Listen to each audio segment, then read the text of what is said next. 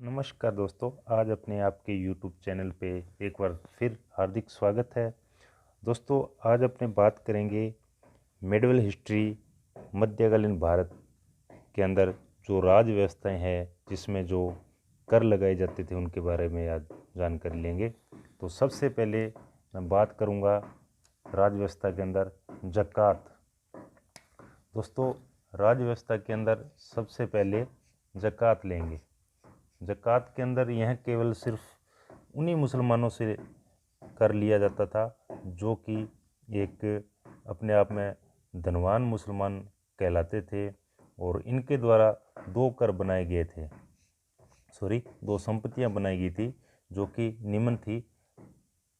सर्वप्रथम प्रत्यक्ष संपत्ति और दूसरी थी अप्रत्यक्ष संपत्ति। अब अपने बात करते हैं प्रत्यक्ष संपत्ति पर। प्रत्यक्ष संपत्ति, इस संपत्ति में जानवर एवं कृषि उत्पाद आते थे। और दूसरी थी अप्रत्यक्ष संपत्ति। अप्रत्यक्ष संपत्ति में सोना, चांदी, व्यापार आदि आ जाते थे। अपने बात करते हैं प्रत्यक्ष संपत्ति की। द्वारा बात करें तो प्रत्यक्ष संपत्ति में ज़कात सामान्यतः, जो ज़कात था सामान्यतः 1/40 भाग, अथवा प्रतिशत में बात करें तो 2/2.5% के हिसाब से ये वसूल किया जाता था। और जबकि अप्रत्यक्ष संपत्ति पे बात करें तो इस कर को व्यक्ति अपनी इच्छा अनुसार देता था, अपनी इच्छा अनुसार निर्भर था, या अपनी इच्छा अनुसार के वो कर चुकता करता था। अब बात करते हैं उशर कर के बारे में। यह भी मुसलमानों से लिया जाने वाला कर था।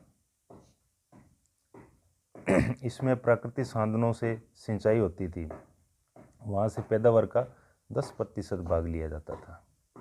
और जो कृत्रिम साधन थे ना, कृत्रिम साधनों से यह सिर्फ उसकी पैदावार का 5% कर लिया जाता था। अब आगे बात करेंगे अपने 5% कर के बारे में। अब नेक्स्ट कर के बारे में बात करते हैं, अपने खराज कर के बारे में। देखो दोस्तों, जो पीछे अपने दो कर पड़े थे उसमें तो मुसलमानों से लिया जाता था कर, लेकिन यह जो कर है यह गैर मुसलमानों से लिया जाने वाला कर है। जो खराज कर है, खराज कर के बारे में, यह गैर मुसलमानों से लिया जाने वाला कर था। और ये भूमि कर था। ये क्या था? भूमि कर था। और इसका 1/3 भाग का आधा भाग वसूला जाता था। 1/3 से लेकर आधे भाग तक वसूला जाता था। किसमें? खराज के कर के अंदर। अब बात करते हैं खुमस कर। खुमस कर में ये देखो कि जब कोई संग्राम या युद्ध के अंदर जो धन इकट्ठा होता था सैनिकों द्वारा, और जो खाने गड़ी होती थी, और वो धन मिलने के बाद उस धन का बंटवारा होता था, तो किस प्रकार होता था? तो अपने बात करते हैं, यह लूटे हुए धन खानों अथवा भूमि में गड़े हुए खानों से प्राप्त संपत्ति थी।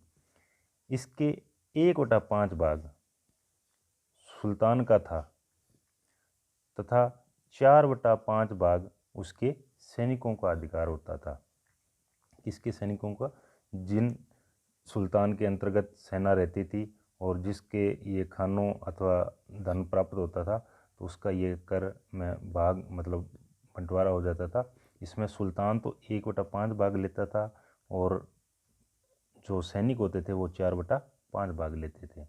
अब आगे जब अलाउद्दीन खिलजी आया और महमूद बिन तुगलक आए थे, उन्होंने इस कर को कन्वर्ट कर दिया। कन्वर्ट करने का मतलब था कि उस समय पहले तो ये 4/5 भाग तो सैनिकों को दिया जाता था, लेकिन मोहम्मद बिन तुगलक और अलाउद्दीन खिलजी ने इस कर को उल्टा कर दिया।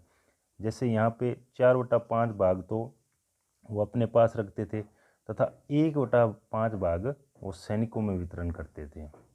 तो ये खुमस कर के बारे में था, जो कि अलाउद्दीन खिलजी और मोहम्मद बिन तुगलक के आने के बाद इस कर को उल्टा कर दिया। तो ये इंपॉर्टेंट कर माना जाएगा, परीक्षा में आने की संभावना रहती है इस कर के। और सबसे इंपॉर्टेंट अपने बात करेंगे जजिया कर पे।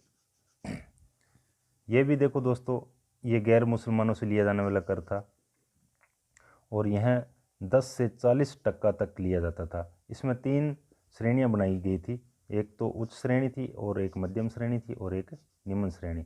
अब उच्च श्रेणी का जो भाग देखें तो 40% था और मध्यम श्रेणी का 20% था और निम्न श्रेणी का 10% था।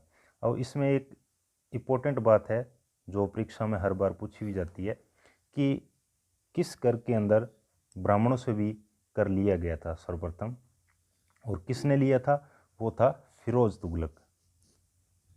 जजिया कर एक ऐसा कर था जो पहले गैर मुसलमानों से लिया जाता था, लेकिन फिरोज तुगलक आने के बाद उसने इस कर को ब्राह्मणों के प्रति भी लागू कर दिया था, जो कि जजिया के नाम से संबोधित हुआ था।